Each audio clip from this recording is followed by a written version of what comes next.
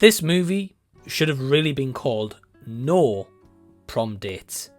Absolutely awful. I'm about to get into a rant. Let's do it.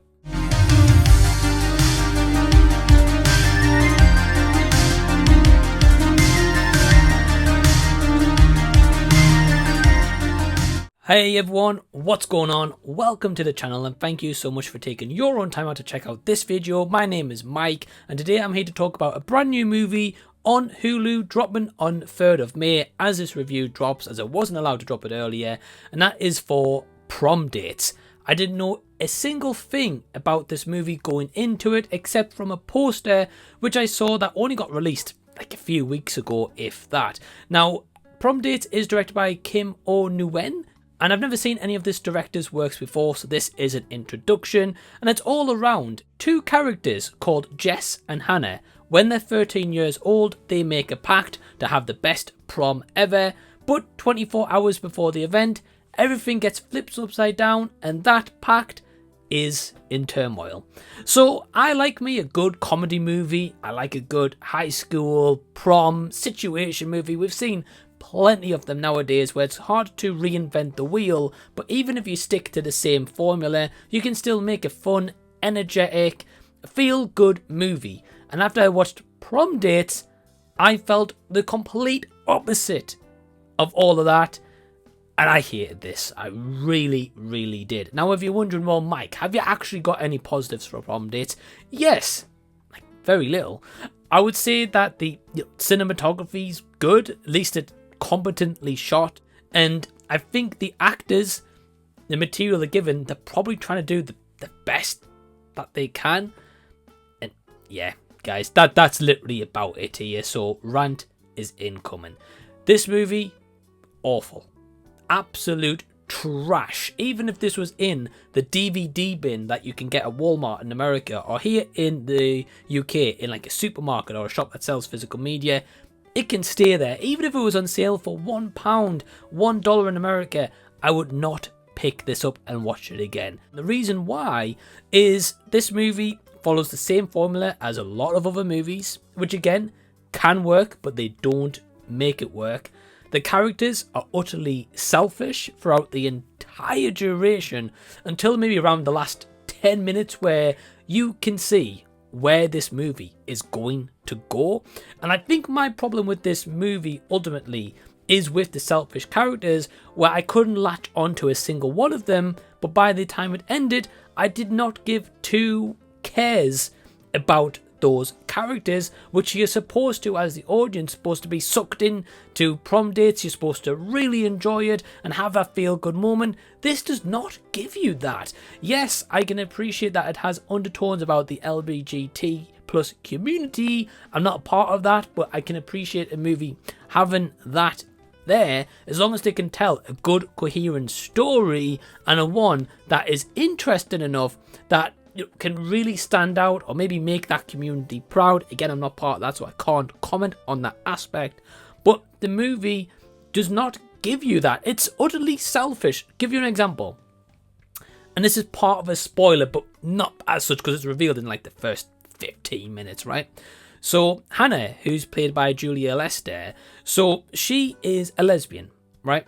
But for the past 10 months, she's been dating a guy, doing like all these kind of sexual activities. Everything is not as if she's just like kissed him or hold his hand or like just held his hand and that was it. No, she's gone like all the way basically with this guy, but secretly she's saying that she's a lesbian. Now, in terms of coming out, I can't imagine how easy or hard that is. It probably is difficult, but she's known for the entire 10 months or 9 months. She's dated this guy. Greg is played by Kenny Ridwan, and he tries to provide comedic relief with the script that's given to him, but it's awful. But back to the point that I'm trying to make is, in this entire time, she knows that she's a lesbian, but she's stringing him along, and he's absolutely infatuated with her, and she just does not care about him. She never shows any sign that she's actually like a friend of sorts to him at all. Just utterly selfish motivation. On the other hand, with Jess, once she catches her partner or boyfriend at the time cheating, her goal is she must have a prom date for prom. She does not want to go to prom alone, so she gets into all sort of antics to try get a guy to go to her with prom. And all the time, she doesn't really care about her friend. She cares about herself. These two characters are mainly, out for each other, but Hannah's more of a friend situation. And by the end of it, there's just a lot of convenient moments. Like, there's going to be an argument. There's going to be a bust up when that does happen. I mean, there's two random characters there who are on apparently an anniversary, and the guy on the anniversary, when one of the characters throws up in this fountain where this argument happens, he wants to go in the fountain where this girl's just puked up to grab his quarter. And I'm just like, oh, come on.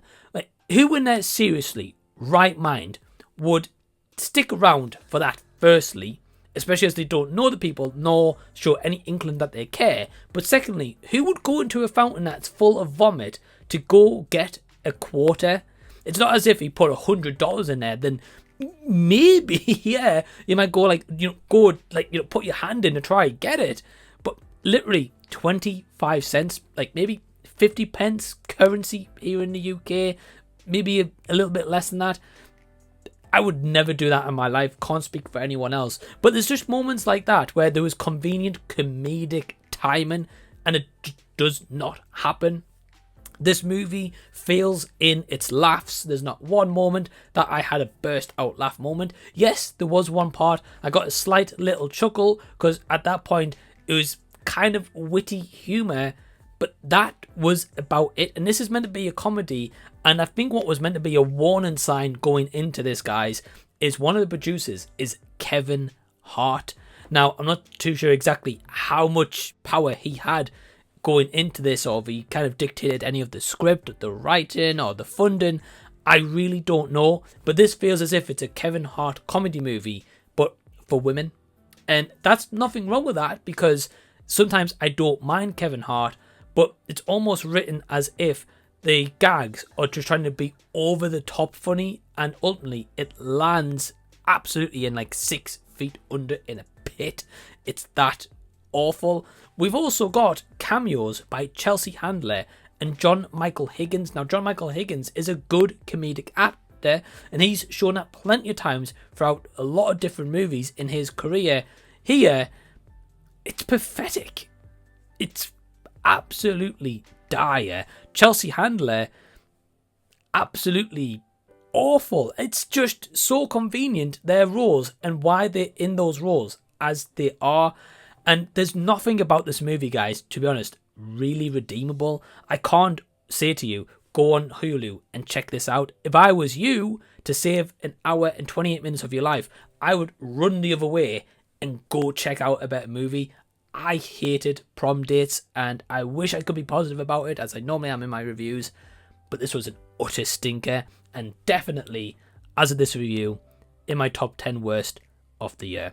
Have you seen Prom Dates? Are you going to check it out? Let me know down below in the comment section. As for a score, 1 out of 5, absolute maximum. Thank you for tuning in. Really do appreciate you taking your time. Give the video a thumbs up. Subscribe to the channel if you already haven't. Feel free to sign up to Patreon. Links down below in the description box. Big thank you to all my awesome patrons who help to really support the channel. Really does mean a lot. Click over here to see more videos of mine and to have a little bit of a deep dive. Until next time that I see you guys, I'll be seeing you later.